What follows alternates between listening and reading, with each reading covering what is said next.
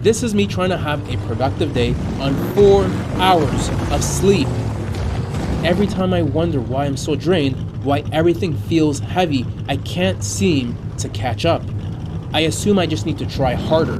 Maybe a third coffee, maybe a fourth, have a solid plan. It was never about effort. It was about that massive thing dragging behind you. Bad sleep feels like dead weight all day. Stress that you never put down slows everything. A body that never moves and never recovers makes every single thing harder. Those are the boulders in your life. And if you drop one, watch what happens.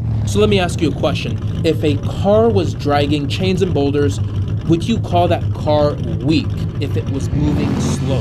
What if you're not the problem? What if it's not your motivation? What if it's not your discipline? What if it's not the mindset that you have? In fact, what if you're actually trying hard enough, but something invisible is dragging behind you that nobody ever told you about? So that video that you just watched, it's not actually about cars, if you couldn't tell. It's about what happens when you keep pushing harder than you should be without ever asking yourself, what is slowing me down? And unfortunately, I learned this the hardest way possible. So story time. Let's take a big step backwards. When I was in my 20s, I hit this wall, but it wasn't a physical wall. It was a internal wall where I just started questioning everything. I questioned my career. I questioned my future. I questioned the direction that I was on in life. And it was funny because at the time I was starting my career as a massage therapist, and I started to question if maybe I made the wrong choice by pursuing this career. And it's interesting because just based off of human nature, when you're overwhelmed, when you're just running low on energy, when you are stretched thin, your mind does this thing where it starts to look for the easiest and fastest routes to escape it. So this is the idea that started coming to my mind. I thought about joining the military, okay? And if it wasn't the military, maybe I was gonna pack up, go to Colorado and take this course that I had been looking into, or maybe I was gonna go back to school to become a paramedic, okay? And just live a completely different lifestyle. And at the time, I felt like I was being strategic. It really did feel like I was planning this big movement in my life, and it was like the right thing to do. It felt like I was exploring my options. It didn't feel wrong that I had just graduated and I was getting ready to drop that thing that I just learned. It felt like I was figuring things out. But looking back on that situation, I was making decisions not from clarity. I was making decisions that were more like reactions coming from this pressure that I had building up inside my body. And those are two very big different things. Now fast forward, the stress that I was going through, it built up to the point where I ended up hiring this like counseling, service worker, psychologist kind of guy. And I booked an appointment and I sat down and spent about 15 minutes just venting to this guy and just letting everything out. The confusion, the doubts that I had in my life, the questioning of my career, the idea that I had that was at the top, that I was so determined that I was gonna commit to, was that I was just gonna pack up everything and just sign up to the military. So I explained all of that to him. And after listening to the entire thing, this guy looks at me and he said, "Don't let the pressure of life get you killed, son." And at the time, I didn't fully understand it with my first impression of hearing him say that. Then he said something to me that really just like, it stung. He basically told me that joining the military because I was overwhelmed and wanted an escape from all the pressure that I was going through had to be by far one of the dumbest things he had ever heard. Now, honestly, I was embarrassed, but I kind of needed to hear it because in that moment, I had a realization that I had missed the entire time. The problem wasn't my career. The problem wasn't the path that I was on. The problem was that the pressure I was carrying while trying to critique, to evaluate the path that I was on, I wasn't thinking from a place of clarity. I wasn't making decisions, choosing anything from clarity because I was dragging too much invisible weight. Now, this is what I want to teach you about for today. Your body has this thing called the feel good floor, okay? Now, the feel good floor is made up of 4 things that sit underneath it, and everything else in your life likely fits within these pillars. You have your sleep, you have your stress, you have your sedentary living, and you have your soreness. We talked about this earlier. When these 4 things are depleted, when everything is exhausted, when you're stretched thin, when you're not taking care of these 4 pillars that make up the floor, everything above these 4 pillars are going to feel harder. Your goals are going to feel harder. Your relationships, that's going to feel harder. Your work is going to feel harder. And your patience is going to feel harder to keep. So even making simple decisions is going to feel harder. Now, most people never look at this floor. They just keep pushing harder and adding more on top. They add more goals, they add more pressure, they add more expectations of themselves. They hustle harder, and then they're left wondering why nothing is moving. But you know what? Here is the false belief that keeps people stuck. They usually tell themselves that, I just need more motivation. But the thing is, motivation doesn't fix a depleted floor. Maybe you're low on horsepower. You're dragging this invisible weight. I'm going to teach you what is actually happening when your body has a weak floor. Your body has, and just bear with me, it has this thing called the HPA axis, and that stands for the hypothalamic pituitary adrenal axis.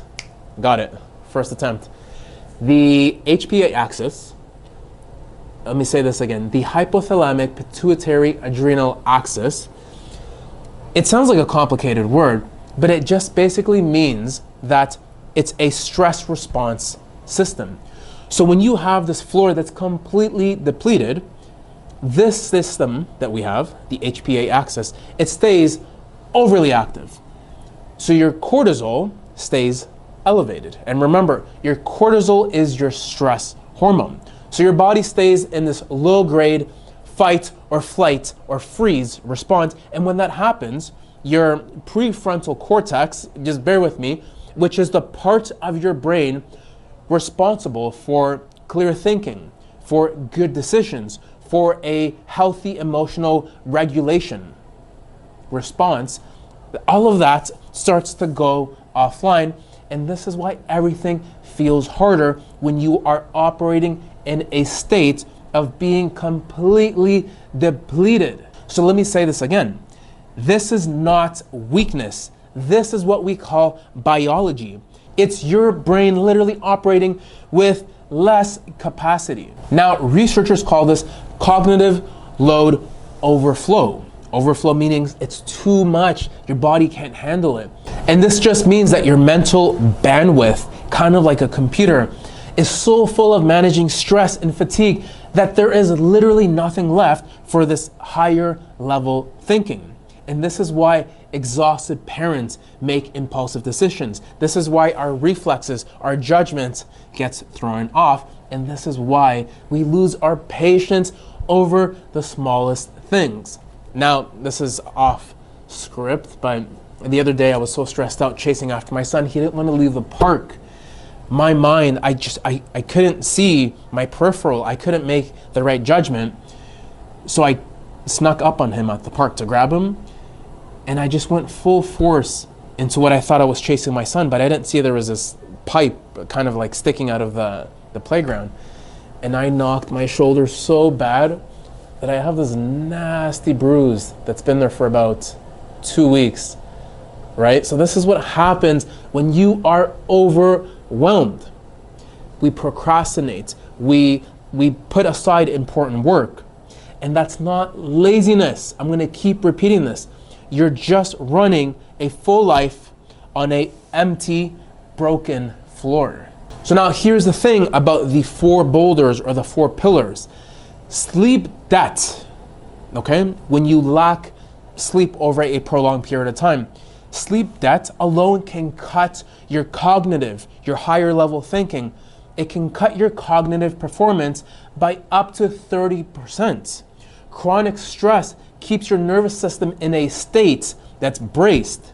It makes calm decision making almost impossible.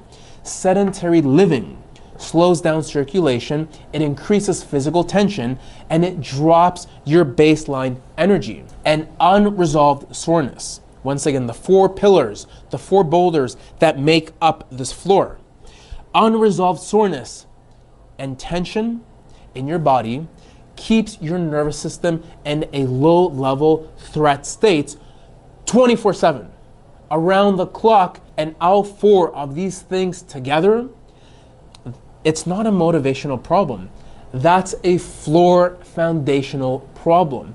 So before you blow up your career, before you make these last-minute decisions, before it affects your relationship, before you start changing your routine, check your floor first, because sometimes you do not need a whole life overhaul. You just need less weight underneath all the weight that you already have. Now, for today's homework, this is the fun part. Today's homework is called the Feel Good Floor Assessment. And I want you to look at all 4 of these boulders honestly. We have your sleep, we have your stress, we have sedentary, and then last, we have your soreness. And I want you to pick the one that you feel is dragging behind you the most, heaviest. It's making you sluggish. I want you to pick one right now that you think it's affecting you the most. Just one, not all 4, just one. Because clarity starts with naming the heaviest weight that you're dragging 24/7. And once you've identified it, I want you to name it. I want you to stop blaming yourself for not waking up in the morning. I want you to stop blaming yourself for being sluggish, for not studying, for not making certain decisions to maybe not play with your kids, even though the weather's nice outside. But regardless, you start seeing the drag, and once you start seeing it, you can start to release it. And this will transition perfect into the other contents that we have here that's going to support you. So this is your 3rd thing that you're going to work on from this challenge. It's called your Feel Good Floor Assessment. And once again, take it to the community. And I want you to post what is your heaviest boulder in the day 3 thread, and tell us which one is slowing you down the most right now. And if you want help, once again, I'm working with patients one-on-one during this challenge. The link is down below, and I will see you in tomorrow's video where we're gonna talk about something that I discovered after one of the most stressful seasons in my entire life. And it changed the way I think about recovery completely. And it's not about doing more. It's about doing something, and I don't want to tell you too much right now, but it's about doing something that your body can predictably count on to release tension. So I'll see you in tomorrow's video.